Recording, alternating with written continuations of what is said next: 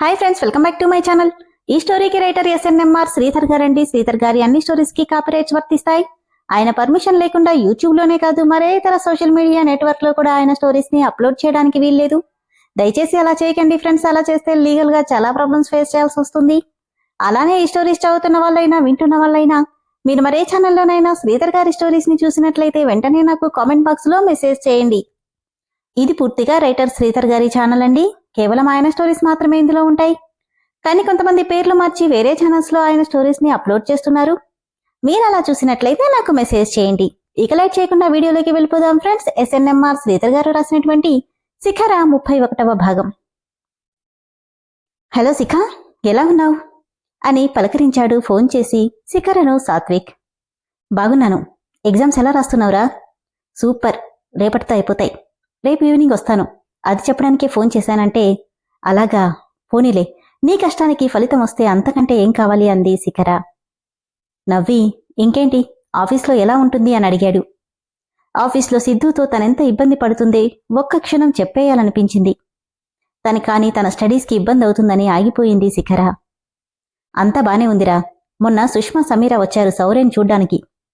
అలాగా? హా, సమీర చాలా మంచమ్మాయిలా ఉంది కదా. అవునా? అవునా అంటావేంట్రా? ఒకే బ్యాంకులో పక్క సీట్లలో పనిచేస్తున్నారు. ఆ మాత్రం తెలీదా అని చిరుకోపంగా అడుగుతుంటే, అయోమయంగా, నాకెలా తెలుస్తుందే? ఇవన్నీ అబ్జర్వ్ చేస్తూ కూర్చుంటానా? కర్మ, ఈ బుద్ధావతరం మారడు అని తిట్టుకుంటుంటే, ఏంటి నాకర్థం కాలేదు. ఏం లేదులే, చదువుకో అని చెప్పి ఫోన్ పెట్టేసింది శిఖర. చెప్పినట్టుగానే పేరెంట్స్ డే ఫంక్షన్కి వచ్చేశాడు సిద్ధార్థ్. Hi uncle. హాయ్ కన్నా. స్టార్ట్ అయిందా? ఇంకా లేదంకుల్. సరే పదా అని వెళ్ళబోతూ, ఇదేంటి నార్మల్ టీషర్ట్ వేసుకున్నావు? ఏమైంది అంకుల్, బాలేదా? నీకేదైనా బాగుంటుంది, కాకపోతే ఈ ఫంక్షన్కి సూట్ అవ్వలేదు. అలాగా, పర్లేదులే అంకుల్, వేసేసుకున్నాను కదా. No, your always rock. పద వెళ్ళి షాపింగ్ చేద్దాం. అమ్మో వద్దంకుల్, మమ్మీ అరుస్తుంది. మరేం పర్లేదులే, ఇంటికెళ్ళేటప్పుడు చేంజ్ చేసుకుందువు కాని. ఈలోపు ఫంక్షన్ స్టార్ట్ అయితే జస్ట్ 10 minutes పద అంటూ ఎత్తుకొని కార్లో ఫాస్ట్గా దగ్గరలో ఉన్న షాపింగ్ మాల్కి తీసుకెళ్లాడు సిద్ధు. చాక్లెట్ కలర్లో ఉన్న చిన్ని సూట్ చూడగానే చాలా నచ్చేసింది సిద్ధుకి.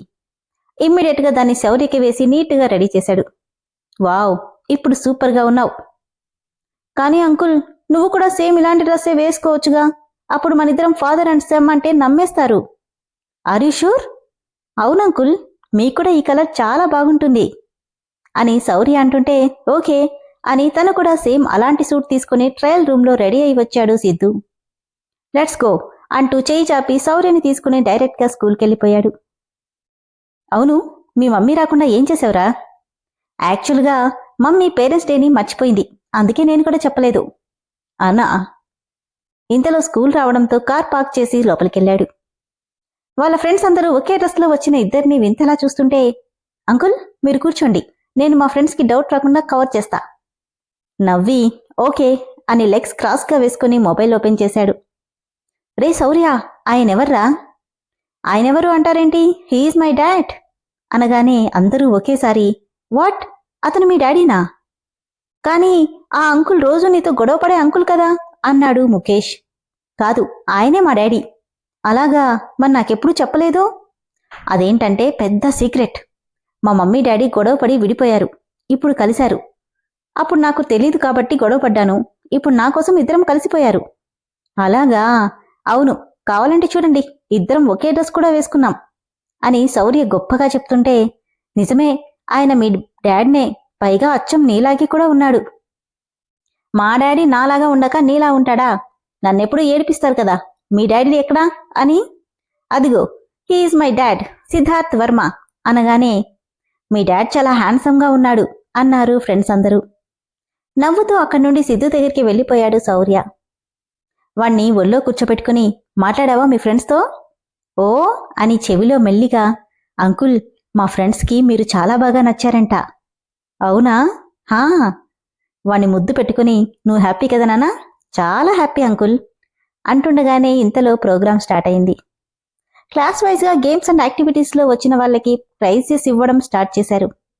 యూకేజీ నుండి రన్నింగ్ రేస్లో ఫస్ట్ ప్రైజ్ శౌర్య అనగానే, హే కంగ్రాచులేషన్స్, వెళ్ళరా అని మొబైల్లో ఫోటో తీస్తున్నాడు సిద్ధు. మ్యూజికల్ చైర్లో ఫస్ట్ ప్రైజ్ శౌర్య, వావ్! సింగింగ్లో ఫస్ట్ ప్రైజ్ శౌర్య, డాన్సింగ్లో ఫస్ట్ ప్రైజ్ శౌర్య అని మాటిమాటికి పిలుస్తూ లాస్ట్కి ఓ 5-6 కప్పులు తీసుకొచ్చాడు శౌర్య. రేయ్, ఏంట్రా ఇది? మిగతా వాళ్ళకి ఛాన్స్ ఇవ్వవా? ఇన్ని కప్పులు పట్టుకొచ్చావు? నేను అన్నిట్లోనూ బాగా పార్టిసిపేట్ చేశాను అంకుల్. సో నైస్ బంగారం, నీతో నేను ఫోటో తీసుకుంటా అంటూ ఆ కప్స్తో కన్నా కప్ సూపర్గా ఉంది. ఇద్దరిని కలిపి ఫోటో తీసుకున్నాడు సిద్ధు. ఈ ఇయర్ యూకేజీ నుండి బెస్ట్ స్టూడెంట్ విన్నర్ శౌర్యని వాళ్ళ పేరెంట్స్తో వచ్చి ప్రైజ్ తీసుకోవాల్సిందిగా కోరుతున్నామంటూ అనౌన్స్ చేయడంతో లెట్స్ గో అని వాడి చేయి పట్టుకుని స్టేజ్ మీదకు తీసుకెళ్లి శౌర్యని ఎత్తుకొని ప్రైజ్ ఇప్పించాడు Siddhu. Your son is way so cute and very intelligent అని వాళ్ళు చెప్తుంటే థ్యాంక్ యూ అని ఐఎమ్ ఆల్సో సో హ్యాపీ అంటూనే వాడిని ఎత్తుకుని కిందకి దిగాడు. శౌర్యతో పాటు ఫంక్షన్ అయ్యేదాకా అక్కడే ఉండి తాను వాడితో పాటు తింటూ తిరుగుతూ ఎంజాయ్ చేశాడు. కన్నా, ఇక వెళ్దామా? సరే అంకుల్ అనగానే వెళ్ళిపోతుంటే ఎక్స్క్యూజ్ మీ సార్. ఎస్. కన్నా వెళ్దామా అంటూ వెళ్ళబోతుంటే ఎక్స్క్యూజ్ మీ సార్ అంటూ ఎవరో పిలవడంతో ఎస్ అంటూ వెనక్కి తిరిగాడు సిద్ధు. పేరెంట్స్ సైన్ చేసి వెళ్ళాలి అనడంతో ఓ ఓకే అంటూ పెన్ తీసుకున్నాడు. శౌర్య సన్ ఆఫ్ అన్న కాలం దగ్గర పెన్ ఆగిపోయింది సిద్ధుకి. ఏంటి చూస్తున్నారు? సైన్ చేయండి సార్. అది అంటూ శౌర్య వైపు చూశాడు సిద్ధు. స్వచ్ఛంగా నవ్వుతున్న వాడి నవ్వుని చూసి ఒక్క క్షణం కూడా ఆలోచించకుండా శౌర్య సన్ ఆఫ్ సిద్ధార్థ్ వర్మ అని సిగ్నేచర్ చేసేశాడు. కారులో వాడికి డ్రెస్ చేంజ్ చేసి వ్యాన్ వచ్చే వరకు అక్కడే ఉండి తాను స్టార్ట్ అయ్యాడు సిద్ధు. మరోవైపు నమస్కారం అమ్మా అంటూ వచ్చాడు పద్మనాభ శాస్త్రి. నమస్కారం పంతులు గారు, కూర్చోండి. శరత్ ఎలా ఉన్నారు పంతులు గారు అని అడిగాడు ఆయన్ని. బానే ఉన్నాను బాబు. ఏంటి సడన్ గా వచ్చారు? ఏమైనా విశేషమా అని శరత్ అడిగితే లేదు బాబు, అమ్మగారే రమ్మన్నారు. అవునా, ఇప్పుడేం పనుంది సంధ్య అని పక్కనే ఉన్న సంధ్యని అడిగాడు శరత్. మన సిద్ధు జాతకం ఒకసారి చూపిద్దామని. చిరాగ్గా ఫేస్ పెట్టిన శరత్ నాకు ఆఫీస్ టైం అయింది, నేనిక బయలుదేరతానంటూ లేవబోయాడు. అతని చెయ్యి పట్టుకుని ఆపేసిన సంధ్య ఏంటండి ఇది? ఇంకేం చేయమంటావు? నీ కొడుకు గురించి ఆలోచిస్తే నాకు తలనొప్పి వస్తుంది. వాడు మన మాట వినడు, తనకి నచ్చినట్టే చేస్తాడు. ఈ ఒక్కసారికి నా మాట వినండి ప్లీజ్ అనడంతో తన పక్కనే కూర్చున్నాడు శరత్. పంతులు గారు, 10 ఏళ్ల క్రితం మీరు చెప్పినట్టే వాడి జీవితంలో చాలా మార్పులొచ్చాయి. ఒక రకంగా చెప్పాలంటే తానొకటి తలిస్తే భగవంతుడు మరొకటి తలిచినట్టు తలకిందులైపోయింది. ఇప్పుడు వాడి జీవితం ఎలా ఉంటుందో ఒకసారి పరిశీలించి చెప్పండి అంది సంధ్య. ఇప్పుడే చూస్తానమ్మా అంటూ సిద్ధార్థ్ జాతకాన్ని పరిశీలించి గాఢంగా నిట్టూర్చాడు పద్మనాభ శర్మ. ఏమైందండి? సిద్ధార్థ్ బాబు జీవితంలో ఇక ముందు చాలా మార్పులే రాబోతున్నాయి బాబు. వద్దనుకున్న స్పందం వెతుక్కుంటూ వస్తుంది. దాన్ని తప్పించుకోనూ లేడు, వద్దని వదిలించుకోనూ లేడు. వద్దని వెళ్లిపోయే కొద్దీ ఆ బంధం మరింత బలపడుతుంది, కానీ అవి మంచా చెడా అన్నది కాలమే నిర్ణయిస్తుంది. కళ్ళెల్లో నీళ్లు బుక్కుతుంటే ఏమంటున్నారు పంతులు గారు? బంధమేంటి, బలపడ్డమేంటి? వాడి జాతకంలో ఏమైనా అని సంధ్య గాబరాగా అడిగింది. లేదమ్మా, అలాంటిదేమీ లేదు. కాని ఎన్నో చిక్కుమడలను విప్పాల్సిన పరిస్థితి అతనికి నెలకొంటుంది. అదేంటో ముందు ముందు మీకే తెలుస్తుంది అన్నాడు పద్మనాభ శర్మ. మరి పెళ్లి గురించి కొద్ది రోజులు మర్చిపోండమ్మా. కళ్యాణం వస్తే ఆపడం మన తరం కాదు.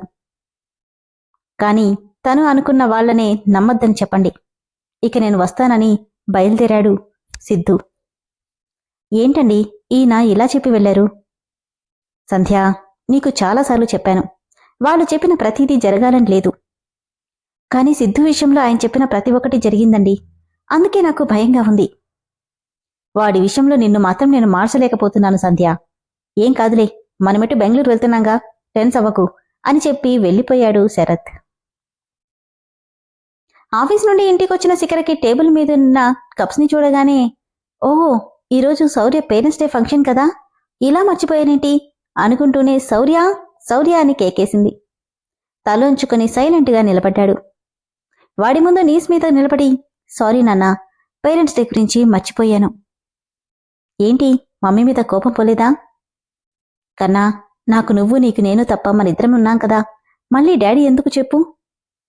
సరే, నీకు డాడీనే కావాలి, మమ్మీ వద్దు కదా. సరే, నేను వెళ్ళిపోతానులే అనగానే మమ్మీ అంటూ శిఖర మెడ చుట్టూ చేతులేసి హక్ చేసుకుని ఏడుస్తున్నాడు. కన్నీళ్లతో సారీ నాన్నా, నిన్ను చాలా హర్ట్ చేశాను.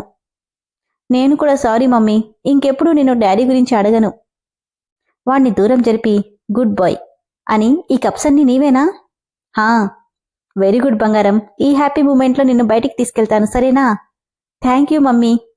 అమ్మా కొడుకులు ఎక్కడో ప్లాన్ చేస్తున్నట్టున్నారు అంటూ వాళ్ళ మాటలు వింటూ లోపలికొచ్చాడు సాత్విక్. శిఖరని వదిలి అంకుల్ అంటూ పరిగెత్తుకుంటూ వెళ్ళాడు శౌర్య. వాణ్ణి పైకెగిరేసి ఎత్తుకుని, ఎలా ఉన్నావు బంగారం? Super uncle, but I miss you two నాన్న, అందుకే నీకోసం వచ్చేశా. అయితే ముగ్గురం కలిసి బయటికెళ్దాం అంకుల్. ఓకే, బట్ అకేషన్ ఏంటి? ఇదిగో చూడు అంటూ కప్స్ అన్నీ చూపించింది శిఖర సంతోషంగా. వావ్ శౌర్య, ఇవన్నీ నీవేనా? Yes uncle. అయితే డెఫినెట్గా సెలబ్రేట్ చేసుకోవాల్సిందే. శిఖర, త్వరగా కానివ్వు, బయటికెళ్దాం అనడంతో ఓకే అని 10 నిమిషాల్లో ముగ్గురు రెడీ అయి బయలుదేరారు. Orion mall. శిఖ, కొత్త మూవీ వచ్చింది, సినిమాకెళ్దామా అని సాత్విక్ అడిగితే, వద్దులేరా, ఇదేదో హర్రర్ మూవీ అనుకుంటా, శౌర్య భయపడతాడు. సరే పద అంటూ కాసేపు ఇద్దరూ షాపింగ్ చేసి రెస్టారెంట్కొచ్చి శౌర్యకి తినిపిస్తూ మాట్లాడుతూ కూర్చున్నారు. అదే మాల్కి వచ్చిన సమీర సాత్విక్ని చూడగానే సాత్విక్ అంటూ పరిగెత్తుకుంటూ వచ్చేది కాస్త ఎదురుగా ఉన్న శిఖరని చూసి, ఎక్కడున్నా ఈవిడ మాత్రం వదలదనుకుంటా అనుకుంటూనే వాళ్ళ దగ్గరికెళ్ళింది. హాయ్ సాత్విక్. ఏ సమీరా, నువ్వేంటిక్కడా? సరదాగా వచ్చాను, ఇంతలో మీరు కనిపించారు.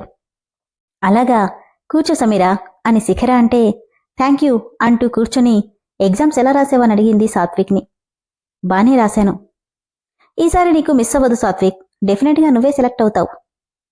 నువ్వు చెప్తున్నావుగా సమీరా, డెఫినెట్గా సెలెక్ట్ అవుతాడులే అంది శిఖర.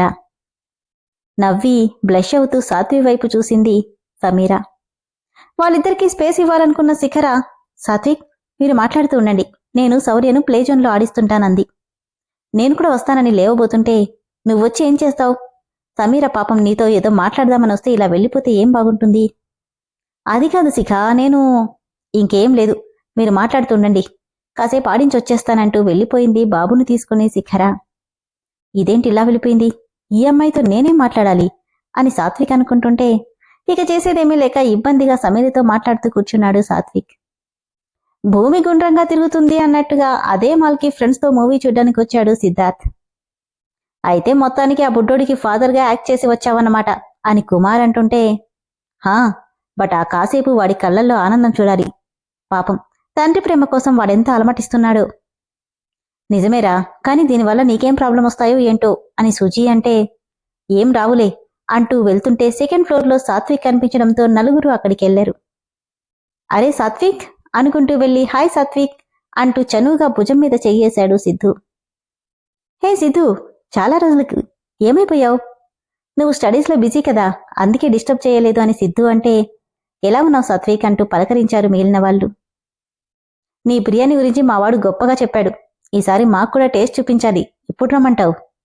రేపే రండి. ఆర్ యూ షూర్ అని కుమార్ అంటే, అఫ్కోర్స్, అయితే డెఫినెట్గా వస్తాం అంటూ అందరూ నవ్వుతూ మాట్లాడుతూ సమీరని పట్టించుకోలేదు. ఇంతకీ ఈ అమ్మాయి ఎవరు అని సుజీ అడిగితే, ఓ ఐఎమ్ సారీ, షీ సమీరా, నాతో పాటు వర్క్ చేస్తుంది అనగానే, ఆల్రెడీ సిద్ధు సాత్విక్ లవ్ గురించి చెప్పి ఉండడంతో తను లవ్ చేస్తుంది సమీరనే అనుకుని అందరూ నవ్వుతూ పలకరించారు. సారీ సాత్విక్, డిస్టర్బ్ చేసినట్టున్నాం, యూ క్యారియన్, మేము మూవీకెళ్ళాలి అని చెప్పి వెళ్ళిపోయాడు సిద్ధు వాళ్ళ ఫ్రెండ్స్ని తీసుకొని. మమ్మీ నువ్వు కూర్చో, ఇక నా ఫ్రెండ్స్ కూడా ఉన్నారు, నేను వాళ్ళతో ఆడుకుంటాను.